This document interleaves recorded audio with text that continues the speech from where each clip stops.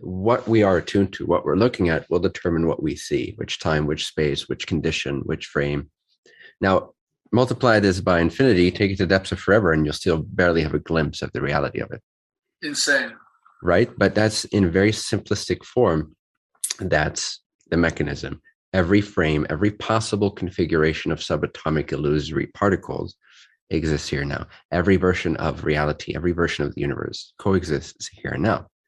What enlivens it, what animates it? A movie isn't animated until a camera, or the reel of pictures is put in a certain order and it passes through the lens or the light of the projector. The light of the projector is your consciousness. Right now, you're shifting through billions of parallel configurations of energy that form different forms and shapes and vibrations that the illusion of your senses is interpreting into sounds and visuals and so forth. So you have a picture, you have a feeling, you have this dreamlike experience. How that dreamlike experience moves and evolves, it's always moving, but it depends on where you place the projector light of your consciousness.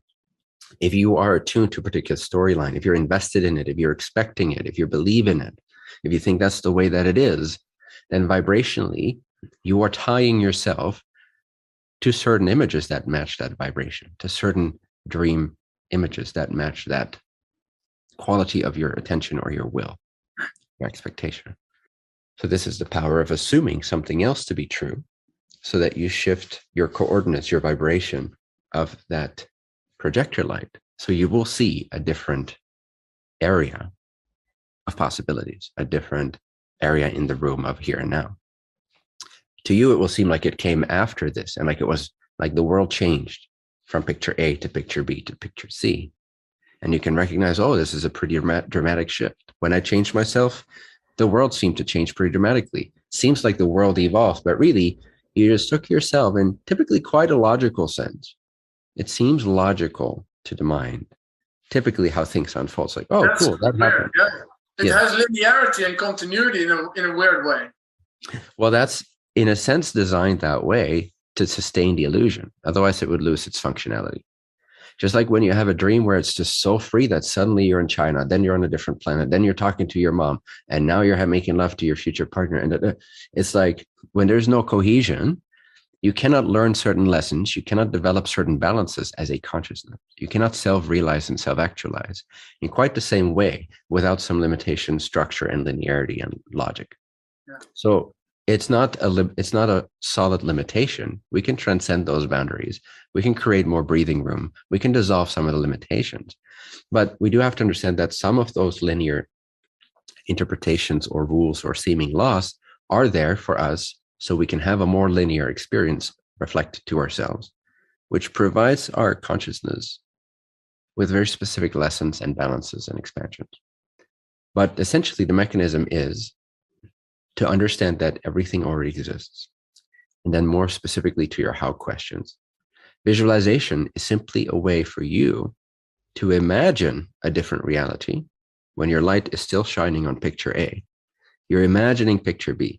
You're visualizing picture B. You have an idea of what it could look like, what it could feel like. So you're picturing it, you're feeling it, you're imagining it. If you do that, it's not that you're creating that reality using visualization.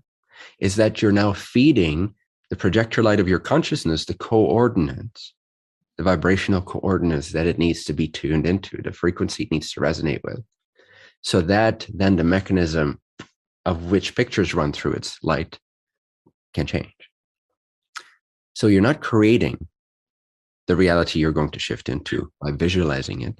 You're giving yourself the coordinates. You're giving yourself symbols and feelings so that your consciousness can begin to resonate with that frequency, which then will shift you into the reality that already exists, the picture that already rests in that same eternal mansion of the here and now. The Lord's mansion has many rooms. Which room you enter depends on your vibration, your frequency, the coordinates, your state of being, what you assume is true, and so forth.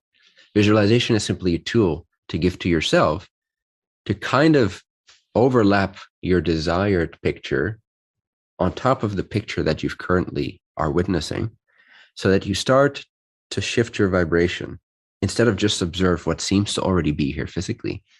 And now because then we're looping our vibration. We stay dialed into the same frequency. We don't change so much. Therefore, our reality doesn't seem to change too much to what we want. Yeah. But if we give ourselves a picture, something tangible, now the mind creates sort of a resonating chamber around that symbol, so that that consciousness that we are can begin to assume that state, that feeling of that reality. And that's what will shift us into perceiving that which already exists parallel to our current frame. In the same here and now, there's no space or time in this dimension. Does it? Well, I'd say both. Yes, it does matter a little bit what we imagine, but it's not about what you're visualizing as much as it is about what that implies, right? I could picture, let's say I want to win the Champions League in soccer. Now I can picture, I don't want that, by the way, but let's say, I do really want that. I feel like, okay, that's in my soul's path. That's calling me forth. That's really like, it's what I want to learn. It's what I want to express. It's what I want to engage with. It's what I want to try. Now I can visualize me holding that cup or the trophy, or I don't even know what it looks like. I think it's a cup. I can picture that. Now it's not about that picture. It's about what me holding that cup implies to me.